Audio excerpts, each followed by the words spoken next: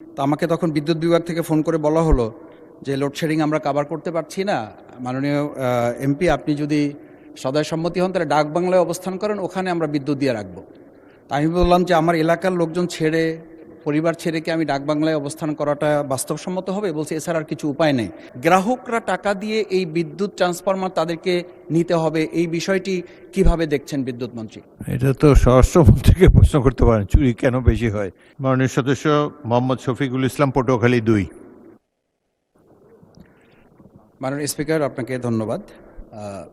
আমি মাননীয় বিদ্যুৎ মন্ত্রীর দৃষ্টি আকর্ষণ করছি এই কারণে যে প্রথম হচ্ছে এলাকাতে যখন গিয়েছিলাম, এলাকায় বিদ্যুতের পোস্টে যখন এলাকাবাসী বলল যে আমরা তো পাচ্ছি না, আপনার ইউনিয়নেও নেই, তো আমাকে তখন বিদ্যুৎ বিভাগ থেকে ফোন করে বলা হলো যে লোডশেডিং আমরা কাভার করতে পারছি না, মাননীয় এমপি আপনি যদি সদয় সম্মতি হন তাহলে ডাকবাংলায় অবস্থান করেন, ওখানে আমরা বিদ্যুৎ দিয়ে রাখবো। তা আমি বললাম যে আমার এলাকার লোকজন ছেড়ে, পরিবার ছেড়ে কি আমি ডাকবাংলায় অবস্থান করাটা বাস্তবসম্মত হবে? বলছে এছাড়া আর কিছু উপায় নেই।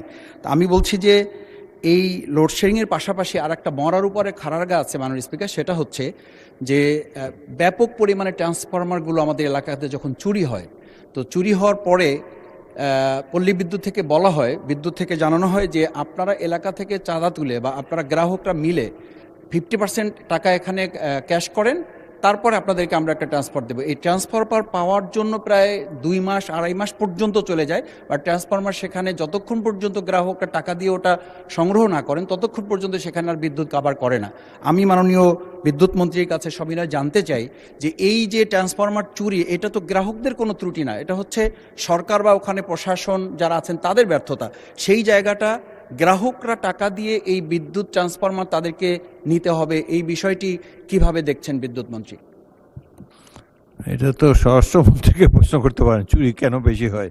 এনিওয়ে, মাননীয় বিদ্যুৎ মন্ত্রী। স্পিকার, আমাদের পল্লী বিদ্যুৎ উন্নয়ন বোর্ডের লাইন আছে লক্ষ লক্ষ কিলোমিটারের। এই লাইনগুলোতে ট্রান্সফরমার থাকে আপনার।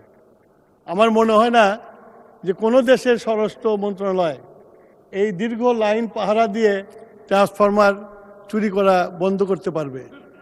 এই ট্রান্সফরমার চুরি যে হয়, যে এলাকাতে হয় আপনার, সেই এলাকাগুলোতে আমরা মাঝে মাঝে পুলিশ দিয়ে সার্চ করার চেষ্টা করি, কিন্তু সেগুলো পাওয়া যায় না।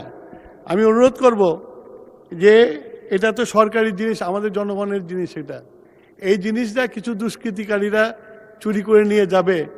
এলাকার মানুষকে এই ব্যাপারে সবাইকে সচেষ্ট হতে হবে যে তাদের এই কাজের জিনিসটা যেন চুরি না হয়। আর আপনি যেটা বললেন যে ট্রান্সফরমার পেতে দেরি হয়, এই ব্যাপারে আমি দেখব যাতে তাড়াতাড়ি ট্রান্সফরমার লাগে। মাননীয় স্পিকার, আপনাকে ধন্যবাদ।